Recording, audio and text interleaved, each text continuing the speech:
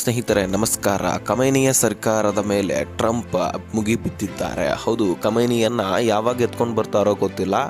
ಆ ಸಂದರ್ಭ ಸದ್ಯದಲ್ಲಿನೇ ಬರುತ್ತೆ ಎನ್ನುವಂತಹ ಮಾಹಿತಿಯನ್ನ ಅಲ್ಲಿರ್ತಕ್ಕಂತಹ ಪ್ರಜೆಗಳಿಗೆ ರವಾನಿಸಿದ್ದಾರೆ. ಹೌದು, ಸರ್ಕಾರಿ ಕಚೇರಿಗಳ ಮೇಲೆ ನಿಮ್ಮ ಹಕ್ಕನ್ನು ಚಲಾಯಿಸಿ, ನಮ್ಮ ಕಡೆಯಿಂದ ಸಹಾಯ ಅತಿ ಶೀಘ್ರದಲ್ಲಿನೇ ಬರ್ತಾ ಇದೆ ಎನ್ನುವಂತಹ ಸಂದೇಶವನ್ನು ಕೂಡ ಕಳಿಸಿದ್ದಾರೆ. ಇರಾನ್ ನಮ್ಮ ಜೊತೆಯಲ್ಲಿ ಮಾತನಾಡೋಕೆ ಪ್ರಯತ್ನಿಸಿತ್ತು, ಸಂದೇಶ ಕಳಿಸಿತ್ತು.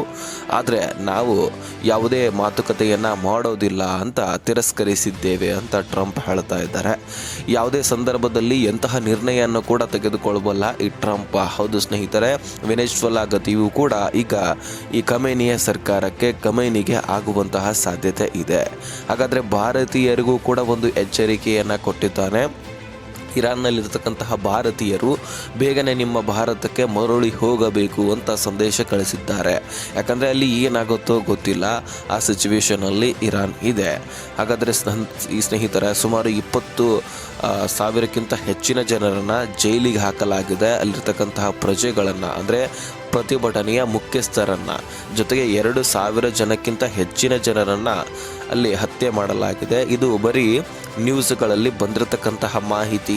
ಆದರೆ ಇನ್ನು ನಿಜವಾಗ್ಲೂ ಎಷ್ಟು ಜನ ಸತ್ತೋಗಿದ್ದಾರೆ ಅನ್ನುವುದು ಅಚ್ಚರಿ ಇದೆ, ಕಾಯ್ದು ನೋಡಬೇಕಾಗಿದೆ.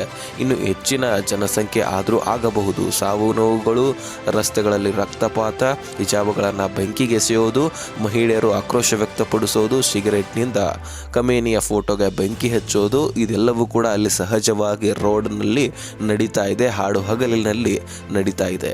ಮಿಗ ಅನ್ನುವಂತಹ ಸಂದೇಶ ಕೂಡ US ಕಳುಹಿಸಿದೆ. ಅಂದರೆ ಈ ಟ್ರಂಪ್ ಸರ್ಕಾರದಿಂದ ಮದತ್, ಅಂದರೆ ಸ್ನೇಹಿತರೆ, on the way, help is on the way ಅಂತ ಒಂದು ಮೆಸೇಜ್ ಕೂಡ ಕಳುಹಿಸಲಾಗಿದೆ ಇರಾನ್ ಪ್ರಜೆಗಳಿಗೆ.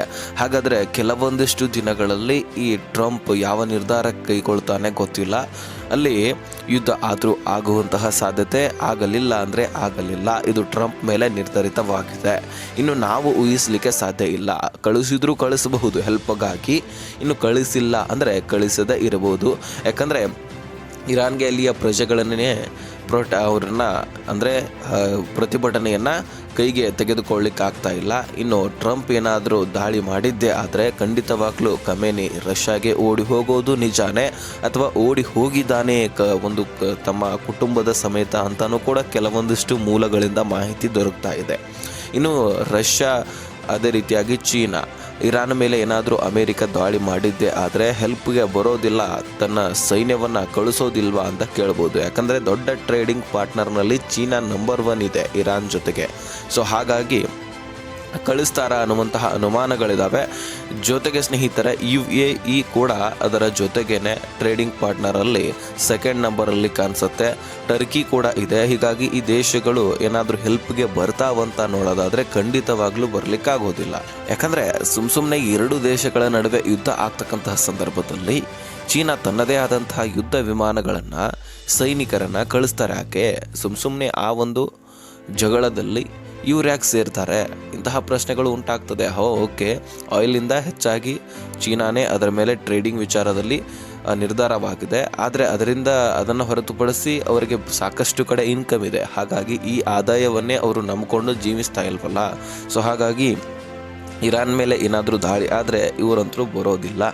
ಇನ್ನು ಸ್ನೇಹಿತರೆ, ಈ ಅಮೇರಿಕಾ ಇರಾನ್ ಮೇಲೆ ಯಾಕೆ ಇಷ್ಟೊಂದು ಕಣ್ಣು ಇಟ್ಟಿದೆ ಅಂತ ಹೇಳೋದಾದರೆ, ನ್ಯಾಚುರಲ್ ಗ್ಯಾಸ್ ರಿಸರ್ವ್. ಹೌದು, ಗ್ಯಾಸ್ ಇನ್ನು ಮುಂದಿನ ದಿನಗಳಲ್ಲಿ ಇಂಧನಕ್ಕಿಂತ ಹೆಚ್ಚಿನ ಬಳಕೆ ಆಗುತ್ತೆ. ಹೌದು, ಮುಂದಿನ ದಿನಗಳಲ್ಲಿ ನೋಡಿ, ನೀವು ಗ್ಯಾಸ್ ರಹಿತವಾದಂತಹ ವಾಹನಗಳನ್ನು ನೀವು ಕಾಣ್ತೀರಿ ಹೆಚ್ಚಿನ ಪ್ರಮಾಣದಲ್ಲಿ. ಸೊ ಹಾಗಾಗಿ ಸ್ನೇಹಿತರೆ, ಎಲೆಕ್ಟ್ರಿಕಲ್ ವಾಹನಗಳನ್ನು ಕೂಡ ಈಗ ಕಾಣ್ತಾ ಇದ್ದಾರೆ. ಇನ್ನು ಡೀಸೆಲ್ಗಿಂತನೂ ಹೆಚ್ಚಾಗಿ ನ್ಯಾಚುರಲ್ ಗ್ಯಾಸನ್ನು ನಮ್ಮ ಇಂಡಿಯಾದಲ್ಲಿನೇ ಹೆಚ್ಚಿನ ಪ್ರಮಾಣದಲ್ಲಿ ಬಳಸ್ತಾ ಇದ್ದಾರೆ, ನಿಮಗೆ ಗೊತ್ತಿದೆ. ಸೊ ಈಗ ಹೆಚ್ಚಿನ ಪ್ರಮಾಣದಲ್ಲಿ ಈ ಗ್ಯಾಸ್ ರಿಸರ್ವ್ ಎಲ್ಲಿದೆ ಅಂದರೆ ರಷ್ಯಾದಲ್ಲಿದೆ. ಸೊ ಜೊತೆಗೆ 2nd ಹೈಯೆಸ್ಟು ಇರಾನ್ನಲ್ಲಿದೆ. ಸೊ ಹೀಗಾಗಿ US ಈ ಇರಾನನ್ನು ಟಾರ್ಗೆಟ್ ಮಾಡ್ತಾ ಇದೆ. ಇದನ್ನು ಬಿಟ್ಟರೆ ಖತರ್ನಲ್ಲಿದೆ. ಸೊ ಇದನ್ನು ಹೊರತುಪಡಿಸಿ UAEಯಲ್ಲಿದೆ. ಸೊ ಹಾಗಾಗಿ US ಕೂಡ ಹೈಯೆಸ್ಟ್ ಇದೆ. ಸೊ ಇದೊಂದು 4 ನಂಬರ್ ಬರುತ್ತೆ. ಸೊ ಹಾಗಾಗಿ US ಇರಾನನ್ನು ನನ್ನ ಕೈಯಲ್ಲಿ ಇಟ್ಕೊಂಡಿದ್ದೆ ಆದರೆ ಅಂದರೆ ಈಗ ಇರಾನ್ನಲ್ಲಿ 1,200 ಅಷ್ಟು ಅಲ್ಲಿ ಗ್ಯಾಸ್ ರಿಸರ್ವ್ ಇದೆ. ಜೊತೆಗೆ 615ರಷ್ಟು US ಇದೆ. ಈ ಕಡೆ ರಷ್ಯಾನಲ್ಲಿ ಒಂದೇ ಕಡೆ 1688ರಷ್ಟು ಇದೆ. ಸೊ ನಾವು US ಮತ್ತು ಇರಾನನ್ನು ಪ್ಲಸ್ ಮಾಡ್ಕೊಂಡಿದ್ದೆ ಆದರೆ ಸುಮಾರು 1815. ಇರಾನ್ ಮತ್ತು US ಸೇರಿಸಿ ಟೋಟಲಿ 1ನೇ ನಂಬರ್ ಆಗಿಬಿಡುತ್ತೆ. ಅಂದರೆ ಮೊದಲನೇ ನಂಬರು ಈ US ಸಿಕ್ಕಿಬಿಡುತ್ತೆ. ಹೀಗಾಗಿ ಇರಾನನ್ನು ಕೈಯಲ್ಲಿ ಇಟ್ಕೊಳ್ಳಿಕ್ಕೆ ಪ್ರಯತ್ನ ಮಾಡ್ತಾ ಇದೆ. ಸೊ ಇರಾನ್ ಏನಾದರೂ ಇವರ ಕೈಗೆ, ಇವರ ಹತೋಟಿಗೆ, ಇವರ ಅಧಿಕಾರ ಏನಾದರೂ ಅಲ್ಲಿ ಚಲಾಯಿಸಿದ್ದೆ ಆದರೆ ಸೊ ಹೈಯೆಸ್ಟ್ ಗ್ಯಾಸ್ ಹೊಂದಿರತಕ್ಕಂಥದ್ದು ಈ US ಆಗಿಬಿಡುತ್ತೆ. ಇನ್ನು ರಷ್ಯಾ ಕಡೆ ಗ್ಯಾಸ್ ರಿಸರ್ವ್ ಇದೆ ಅಲ್ವಾ, ಅದರ ಮೇಲಂತರೂ ಸ್ಯಾಂಕ್ಷನ್ ಹಾಕೇ ಬಿಟ್ಟಿದ್ದಾರೆ ಮೊದಲೇ ಈ ಅಮೇರಿಕ. ಜೊತೆಗೆ ಇರಾನ್ ಮೇಲೆ ಕೂಡ ಸ್ಯಾಂಕ್ಷನ್ಸ್ ವಿಧಿಸಿದ್ದಾರೆ. ಇದಾದಮೇಲೆ ಖತರ್ ಅಂತರೂ ಇದು ಆಲ್ರೆಡಿ US ಕೈಯಲ್ಲಿ ಹತೋಟಿಯಲ್ಲಿದೆ ಅಂತ ಅಂದ್ಕೊಂಡ್ಬಿಡಿ. ಸೊ ಹೀಗಾಗಿ ಅದರ ಮೇಲೆ ಸ್ಯಾಂಕ್ಷನ್ಸ್ ವಿಧಿಸಿಲ್ಲ, ಉಳಿದಂತಹ ರಾಷ್ಟ್ರಗಳ ಮೇಲೆ ಸ್ಯಾಂಕ್ಷನ್ಸ್ ವಿಧಿಸಿದ್ದಾರೆ. ಈಗ ನಮ್ಮ ಭಾರತವೂ ಕೂಡ ಟ್ರಂಪ್ ಹೇಳಿರುವಂತಹ ತಾಳಕ್ಕೆ ಕುಣಿತಾ ಇಲ್ಲ. ಟ್ಯಾರಿಫ್ ವಿಚಾರದಲ್ಲಿ ಕೂಡ ನೀವು ನೋಡ್ತಾ ಇದ್ದೀರಿ, ಟ್ಯಾರಿಫ್ ಮೇಲೆ ಟ್ಯಾರಿಫ್ ವಿಧಿಸ್ತಾರೆ. ಟ್ರೇಡ್ನ ವಿಚಾರದಲ್ಲಿ ನಾವು ಬಗ್ತಾ ಇಲ್ಲ. ಸೊ ಹೀಗಾಗಿ ಭಾರತಕ್ಕೂ ಕೂಡ ಸ್ಯಾಂಕ್ಷನ್ಸ್ಗಳನ್ನು ವಿಧಿಸೋದ್ರಲ್ಲಿ ಆಶ್ಚರ್ಯ ಏನಿಲ್ಲ. ಈಗ ಸದ್ಯಕ್ಕೆ ಟ್ಯಾರಿಫ್ನ ಬರೆ ಕೊಡ್ತಾ ಇದ್ದಾರೆ. ಇನ್ನು ಚೀನಾ ವಿಚಾರದಲ್ಲಿ ಇರಾನ್ ಜೊತೆಗೆ ಏನಾದರೂ ಕೈ ಜೋಡಿಸುತ್ತಾ ಅಂದರೆ ಖಂಡಿತವಾಗ್ಲೂ ಇಲ್ಲ. ಅದೇನು ಆಯಿಲ್ ವ್ಯವಹಾರ ಕೂಡ ಮಾಡ್ತಾ ಇಲ್ಲ, ಈ ಕಡೆ ಗ್ಯಾಸ್ ವ್ಯವಹಾರ ಕೂಡ ಇರಾನ್ ಜೊತೆಗೆ ಮಾಡ್ತಾ ಇಲ್ಲ. ಹಾಗಾಗಿ ತಲೆ ಕೆಡಿಸ್ಕೊಳ್ತದೆ. ಯಾಕೆ?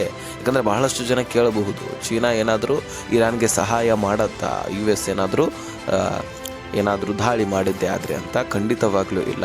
ಇನ್ನು ಇದಕ್ಕೆ ಆಯಿಲ್ ಎಕ್ಸ್ಪೋರ್ಟ್ ಯಾರು ಮಾಡ್ತಾರೆ ಚೀನಾಕ್ಕೆ ಅಂತ ಕೇಳೋದಾದರೆ, ಮೊದಲನೇದಾಗಿ ರಷ್ಯಾ ಮಾಡುತ್ತೆ, ಜೊತೆಗೆ ಸೌದಿ ಅರೇಬಿಯಾ, ಇರಾಕ್ ಕೂಡ ಮಾಡುತ್ತೆ. ಸೊ ಹೀಗೆ UAE ಹಲವಾರು ರಾಷ್ಟ್ರಗಳು ಈ ಒಂದು ಚೈನಾಗೆ ಆಯಿಲನ್ನು ಎಕ್ಸ್ಪೋರ್ಟ್ ಮಾಡ್ತಾ ಇದ್ದಾವೆ. ಸೊ ಹೀಗಾಗಿ ಇರಾನ್ ಮೇಲೆ ಇವರೇನು ಅಷ್ಟೊಂದು ಡಿಫ್ರೆನ್ಸ್ ಏನಿಲ್ಲ.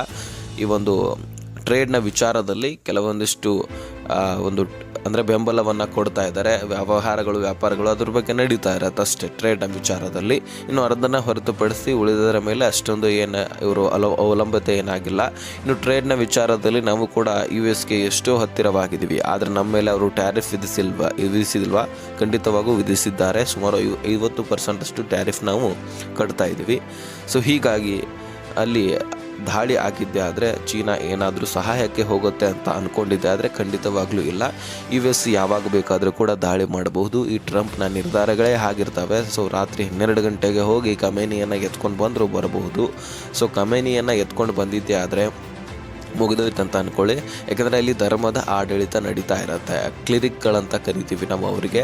ಆ ಕ್ಲಿರಿಕ್ಗಳು ಏನು ಮಾಡ್ತಾರೆ, ಓದಿರಲಿ ಬರೀಲಿ ಅದು ಏನೂ ಬರಲಿಲ್ಲ ಅಂದ್ರೂ ನಡೆಯುತ್ತೆ, ಆದರೆ ಧರ್ಮವನ್ನು ನಿಷ್ಠೆಯಿಂದ ನಡೀತಾ ಇದ್ದರೆ ಸಾಕು, ಅವನು ಅಲ್ಲಿರ್ತಕ್ಕಂತಹ ಅಧ್ಯಕ್ಷನಾಗಬಹುದು, ಅಲ್ಲಿರ್ತಕ್ಕಂತಹ ಕೋರ್ಟ್ ಲಾಯರ್ನ ಆಗಬಹುದು, ಜಡ್ಜ್ ಆಗಬಹುದು, ಅಲ್ಲಿರ್ತಕ್ಕಂತಹ ಉಪಾಧ್ಯಕ್ಷ ಆಗಬಹುದು. ಹೀಗೆ ಅನೇಕ ರಾಜಕೀಯ ಒಂದು ನಾಯಕರು ಈ ಕ್ಲಿರಿಕ್ಗಳು ಆಗಬಹುದು. ಕ್ಲಿರಿಕ್ಗಳಂದರೆ ಧರ್ಮವನ್ನು ಪಾಲಿಸ್ತಕ್ಕಂಥವರು. ಆದರೆ ಅಲ್ಲಿಯ ಪ್ರಜೆಗಳಿಗೆ ಈಗ ನಮ್ಮಲ್ಲಿ ಹೇಗೆ ಸಾರ್ವಜನಿಕವಾಗಿ ನಾಯಕರನ್ನು ನಾವು ನೇಮಕ ಮಾಡ್ತೀವೋ, ಸೊ ಈ ಪ್ರಜಾಪ್ರಭುತ್ವವಾದಂತಹ ರಾಜ್ಯ ಅವರಲ್ಲಿ ಬೇಕಾಗಿದೆ. ಆದರೆ ಅಲ್ಲಿ ಕ್ಲಿರಿಕ್ಗಳ ರಾಜ್ಯ ನಡೀತಾ ಇದೆ. ಹೀಗಾಗಿ ಕ್ಲಿರಿಕ್ಗಳೇ ದೇಶ ಬಿಟ್ಟು ತೊಲಗಿ ಅಂತ ಪ್ರತಿಭಟನೆ ನಡೀತಾ ಇದೆ. ಬೆಲೆಗಳ ಏರಿಕೆ, ಕರೆನ್ಸಿಯ ಮೌಲ್ಯ ಕುಸಿತ, ವಿದ್ಯುತ್ ಬಳಕೆ ಸರಿಯಾಗಿ ಸಿಗ್ತಾ ಇಲ್ಲ, ನೀರು ಸಿಗ್ತಾ ಇಲ್ಲ ಕುಡಿಲಿಕ್ಕೆ, ಇಂತಹದ್ರೆಲ್ಲದರಿಂದ ಬಳಲ್ತಾ ಇದ್ದಾರೆ. ಹೀಗಾಗಿ ಸ್ಟ್ರೈಕ್ ಕಂಟಿನ್ಯೂ ಆಗಿ ನಡೀತಾ ಇದೆ. ಓಕೆ ಸ್ನೇಹಿತರೆ, ನೋಡೋಣ ಮುಂದಿನ ದಿನಗಳಲ್ಲಿ ಮತ್ತಷ್ಟು ಬದಲಾವಣೆ ಆದರೆ ನಾನು ತಿಳಿಸ್ಕೊಡ್ತೀನಿ. US ಖಂಡಿತವಾಗ್ಲೂ ಈಗ on the way, help is on the way ಅಂತ ಹೇಳ್ಬಿಟ್ಟು ಟ್ವೀಟನ್ನು ಕೂಡ ಮಾಡಿರ್ತಕ್ಕಂಥದ್ದು ಟ್ರಂಪ್. ನೋಡೋಣ ಸ್ನೇಹಿತರೆ, ಇನ್ನು ಕೆಲವೊಂದಿಷ್ಟು ದಿನದಲ್ಲಿ ಇರಾನ್ ಮೇಲೆ ದಾಳಿ ಆದರೂ ಆಶ್ಚರ್ಯ ಪಡುವಂತೇನಿಲ್ಲ. ಅಲ್ಲಿಯ ಪ್ರಜೆಗಳಿಗೆ ನಾನು ಬರ್ತಾ ಇದ್ದೀನಿ ಅಂತ ಟ್ರಂಪ್ ಸರ್ಕಾರ ತಿಳಿಸಿದೆ. ಸೊ ಯಾವಾಗ ಯುದ್ಧ ಆಗುತ್ತೋ ಅಥವಾ ಇನ್ನಿತರ ಬದಲಾವಣೆಗಳಾಗ್ತಾವೋ ನಾನು ಮತ್ತೊಂದು ವಿಡಿಯೋದಲ್ಲಿ ನಿಮಗೆ ಮಾಹಿತಿಯನ್ನು ಒದಗಿಸಿ ಕೊಡ್ತೀನಿ. ಅಲ್ಲಿವರೆಗೂ ಸಬ್ಸ್ಕ್ರೈಬ್ ಮಾಡಿಕೊಂಡು ನೋಟಿಫಿಕೇಶನ್ ಆಲ್ ಅಂತ ಸೆಟ್ ಮಾಡ್ಕೊಳ್ಳಿ.